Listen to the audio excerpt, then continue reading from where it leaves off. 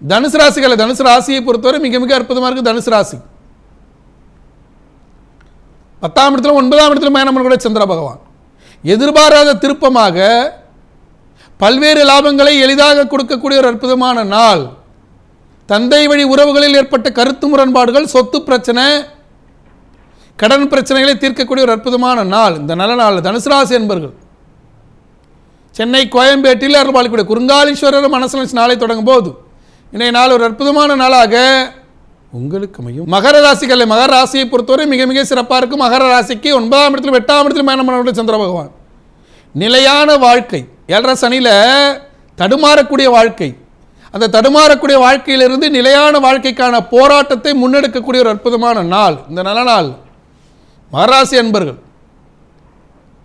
சேலம் கோட்டையில் அருள்பாலிக்கூடிய மாரியம்மன மனசு நாளை தொடங்கும் போது இன்றைய நாள் ஒரு அற்புதமான நாளாக உங்களுக்கு அமையும். கும்பராசிக்கல்ல கும்பராசியை பொறுத்தவரை அவிட்ட நட்சத்திர சந்திராசம் இருக்கிறதால அன்றாட வேலைகளை செய்யுங்க. அடுத்தவரோட வாக்குவாதத்தில் ஈடுபடாதீங்க. தேவையில்லாத மனக்குழப்பங்கள் ஏற்படுறதுக்கு வாய்ப்புகள் உண்டு. சகோதர வழி உறவுகளில் சில கருத்து முரண்பாடுகளும், இரத்த அணுக்கள் குறைபாடு, சின்ன சின்ன விபத்துக்கள், ரத்தம் சிந்தக்கூடிய சூழல்கள் ஏற்பட்டுவிடும். கவனமாக இருக்கணும். இந்த நேரத்தில் கும்பராசி அன்பர்கள் கும்பகோணத்தில் அருள்பாலிக்கக்கூடிய திருபுவனையில் அருள்பாலிக்கக்கூடிய சர்வேஸ்வரர் மனசு நாளை தொடங்கும் போது இன்றைய நாள் ஒரு அற்புதமான நாளாக உங்களுக்கு அமையும்.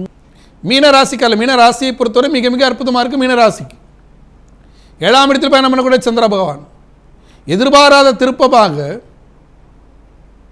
ஓடி உழைத்து நல்ல வாழ்க்கையை அமைத்துக் கொள்ளக்கூடிய ஒரு அற்புதமான நாள். 7.5 சனியில் நான் ரொம்ப கஷ்டப்பட்டு திருமண வாழ்க்கையை அமைத்து கொண்டேன் என்று பெருமைப்பட்டுக் கொள்ளும் ஒரு அற்புதமான நாள். இந்த நல்ல நாள் மீனராசி அன்பர்கள்